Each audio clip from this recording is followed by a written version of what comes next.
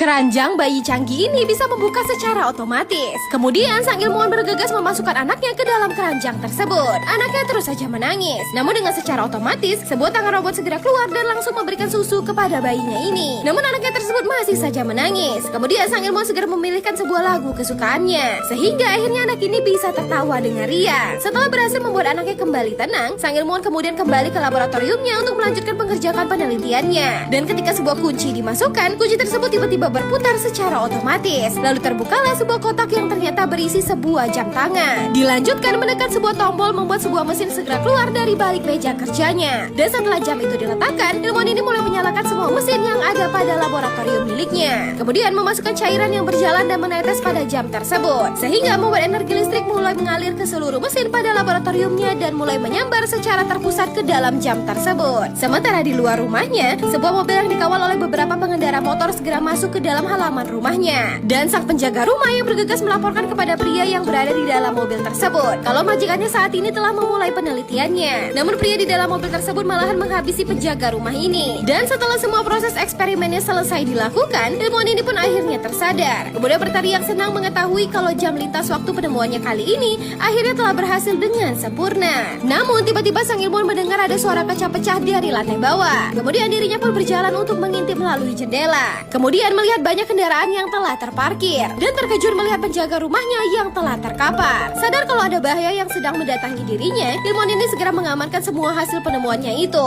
Lalu bergegas menyimpan jam lintas waktu tersebut pada ruangan rahasia miliknya. Ilmuwan ini dengan perlahan akan turun untuk memeriksa ke lantai bawah rumahnya. Kemudian dia menemukan pecahan gelas susu milik anaknya. Bahkan dirinya melihat tetesan darah yang tercecer di lantai dan dirinya menjadi terkejut setelah melihat ternyata banyak orang yang sudah berada di dalam kediamannya. Lalu dirinya melihat seorang pria yang duduk sembari memainkan piano miliknya. Bahkan menemukan sang istri yang ternyata sudah disandra oleh mereka. Dan ternyata pria ini adalah saudara kembarnya sendiri yang berkata kalau diriku datang kemari untuk meminta jam lintas waktu penemuannya itu sebagai kado ulang tahun untukku dari dirimu, yang tentu saja ditolak. Membuat kembarannya ini segera membuat sang ilmuwan terjatuh terkulai pingsan di lantai. Pria ini kemudian segera menggeledah laboratorium milik kembarannya di lantai atas. Sementara di lantai bawah, sang istri mulai menjadi cemas menyadari kalau anak bayi mereka masih berada di lantai atas. Namun masih aman karena tersimpan di dalam ruangan rahasia mereka. Namun sebuah buku yang terjatuh membuat bayi ini kembali menangis. Sementara pria ini segera mendengar suara tangisannya. Untung saja, tangan otomatis segera keluar untuk memberikan susu ke anak tersebut, sehingga membuat dirinya menjadi kembali diam. Namun pria yang sudah terlanjur mendengar suara tangisannya segera turun ke lantai bawah lalu menendang tubuh kembarannya ini.